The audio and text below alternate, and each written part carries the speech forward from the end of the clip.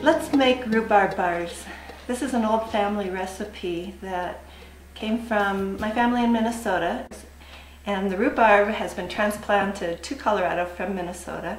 My father didn't think it would grow at 8,200 feet, but it actually does. The rhubarb, actually pull it.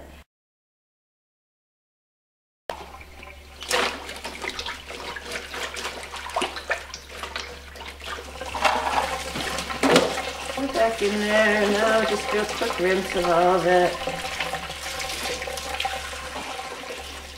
I like to trim the very ends off of the rhubarb. This is the root end of the rhubarb.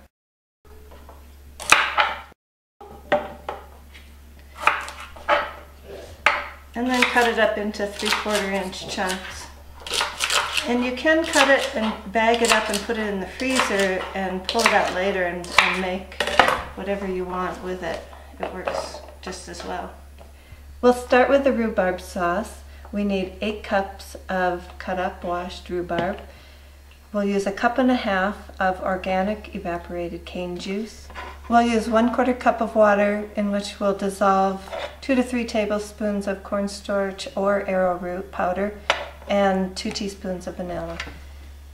So we'll dissolve the cornstarch or arrowroot powder in the 1/4 cup of water and then add 2 teaspoons of vanilla.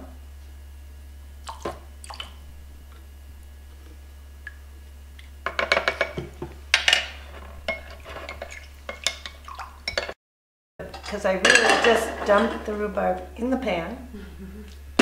And then I dumped some evaporated cane juice in.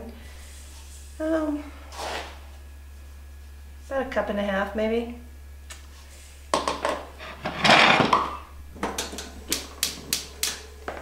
Turn on the heat. And I start low because the sugar is going to make the juices in the rhubarb come out. And so you don't want to start too fast or you'll burn it. But eventually it'll just start getting juice and then you come back and you stir it and it takes a while for it to cook. So while that's doing that, you make the crust. We're going to make the crust while the rhubarb's still cooking. We'll start with 1 cup of brown sugar creamed with 1 cup of shortening, and we use non-hydrogenated vegetable oil spread, 1.5 cups of oatmeal, 1.5 cups of 2 different kinds of flour, which I'll explain later, 1 cup of chopped walnuts, and 1/2 teaspoon of baking soda. So we use 1 cup of packed brown sugar,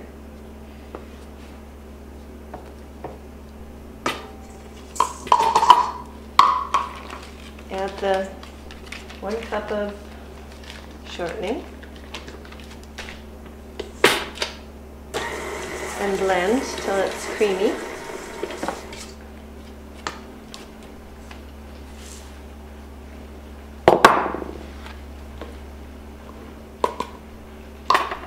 And so my secret to this recipe that I've added over the years is I add a little bit of brown rice flour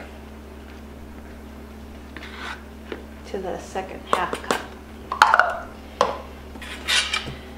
1/2 teaspoon of baking soda, and just mix it all up.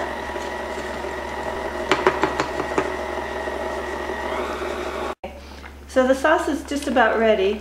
It still has a few chunks, but they're soft and some of it's turned to sauce. If you stir it too much, it'll get very mushy. I like it a little less mushy, but it's bubbling. So that's when you add the thickener, cornstarch and the vanilla, and stir it until it becomes clear again and thick.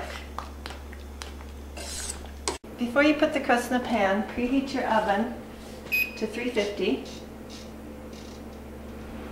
Alright, we're going to put about half of the crust into the pan, maybe a little bit more, reserving the rest for the top. And I usually just use my fingers to pat it down and make a firm crust.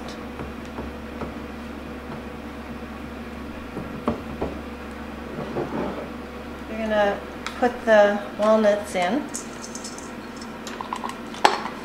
and mix it in till it's all combined and crumbly.